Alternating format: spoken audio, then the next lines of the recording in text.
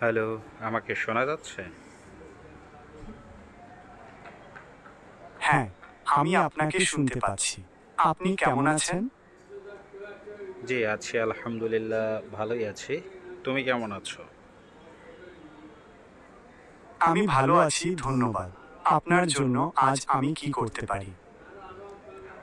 না, একটা বিষয় জানার জন্য তোমাকে নক দিলাম। সেটা হচ্ছে এই মুহূর্তে বাংলাদেশে একটি বিষয় নিয়ে খুব আলোচনা সমালোচনা হচ্ছে।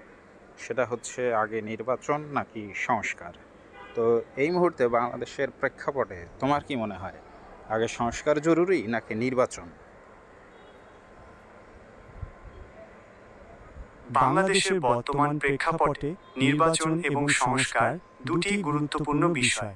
তবে কোনটিকে অগ্রাধিকার দেওয়া উচিত তা নির্ভর করে কিছু বিষয়ের ওপর।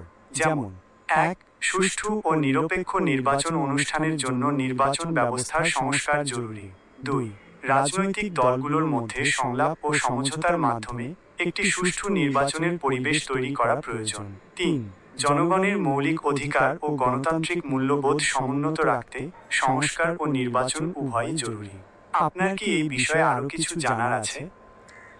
না, আমি নির্দিষ্টভাবে জানতে চাই যে তুমি কোনটা চাও, মানে কোনটা প্রয়োজন বাংলাদেশে এই মুহূর্তে, আগে সংস্কার নাকি নির্বাচন? দেখুন, এই মুহূর্তে বাংলাদেশের জন্য কোনটা বেশি জরুরি তা নিয়ে ভিন্ন মত রয়েছে। কেউ কেউ মনে করেন আগে নির্বাচন হওয়া দরকার, যাতে জনগণের প্রতিনিধিরা দেশ পরিচালনা করতে পারেন। আবার কেউ কেউ মনে করেন নির্বাচনের আগে কিছু বিষয়ে পরিবর্তন আনা জরুরি, যাতে নির্বাচন সুষ্ঠু ও নিরপেক্ষ হয়। আমার মনে হয় দুটি বিষয়ই গুরুত্বপূর্ণ।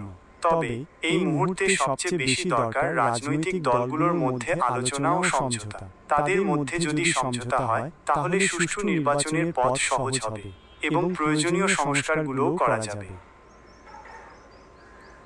তাহলে আগে সংস্কার জরুরি, তাই তো?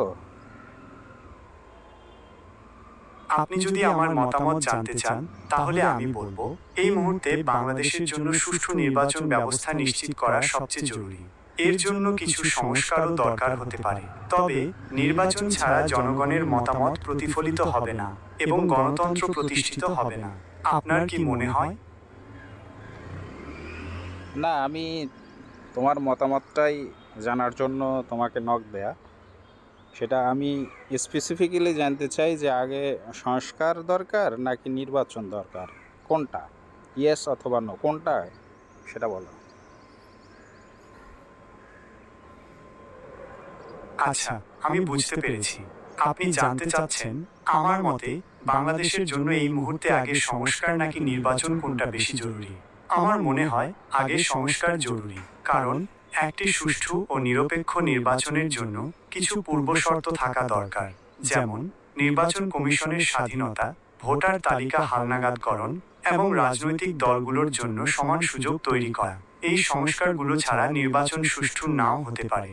তবে এটাও ঠিক যে সংস্কার একটি দীর্ঘ প্রক্রিয়া। তাই সংস্কারের পাশাপাশি নির্বাচনের প্রস্তুতিও চালিয়ে যাওয়া উচিত।